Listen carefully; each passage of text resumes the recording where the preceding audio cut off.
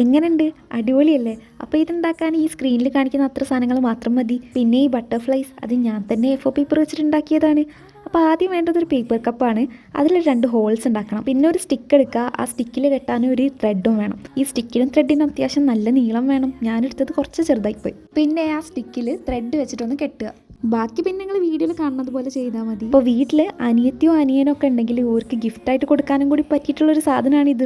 പെട്ടെന്ന് ഉണ്ടാക്കാൻ കഴിയുമെന്ന് ഞാൻ പറയുന്നില്ല, പക്ഷെ ഉണ്ടാക്കി കഴിഞ്ഞാൽ നിങ്ങൾക്ക് എന്തായാലും ഇഷ്ടമാവും. പിന്നെ വീഡിയോ ഇഷ്ടമായാൽ ലൈക്ക് ചെയ്യുക, ചാനലൊന്ന് സബ്സ്ക്രൈബ് ചെയ്ത് സപ്പോർട്ട് ചെയ്യുക. ദാദാ ഇവിടെയാണ് ശ്രദ്ധിക്കേണ്ടത്. പുറത്തേക്ക് നിൽക്കുന്ന ആ ത്രെഡ് ഉള്ളിലേക്കാക്കാൻ വേണ്ടിയിട്ട് സ്റ്റിക്കിൻ്റെ മുകളിലും താഴെയും പിടിച്ചിട്ട് നമ്മൾ വലതുഭാഗത്തേക്ക് തിരിക്കണം. അപ്പോൾ ആ ത്രെഡ് മെല്ലെ അകത്തേക്ക് പോയിക്കോളും. അപ്പോൾ ഇതാണ് ഞാൻ നേരത്തെ പറഞ്ഞ ബട്ടർഫ്ലൈസ്. ഇത് ഞാൻ എ4 പേപ്പർ വെച്ചിട്ട് സിമ്പിളായിട്ട് ചെയ്തതാണ്. അപ്പോൾ ബട്ടർഫ്ലൈസ് എങ്ങനെയാണ് ചെയ്തതെന്ന് അറിയണമെന്നുണ്ടെങ്കിൽ ജസ്റ്റ് കമൻറ്റ് ചെയ്താൽ മതി, ഞാൻ വീഡിയോ അപ്ലോഡ് ആക്കിക്കൊണ്ട്. ഇനി ബാക്കി സ്റ്റെപ്പൊക്കെ അടുത്ത വീഡിയോയിലാണ്. അപ്പം ചാനലിൽ കയറുക, പാർട്ട് 2 എടുക്കുക, കാണുക.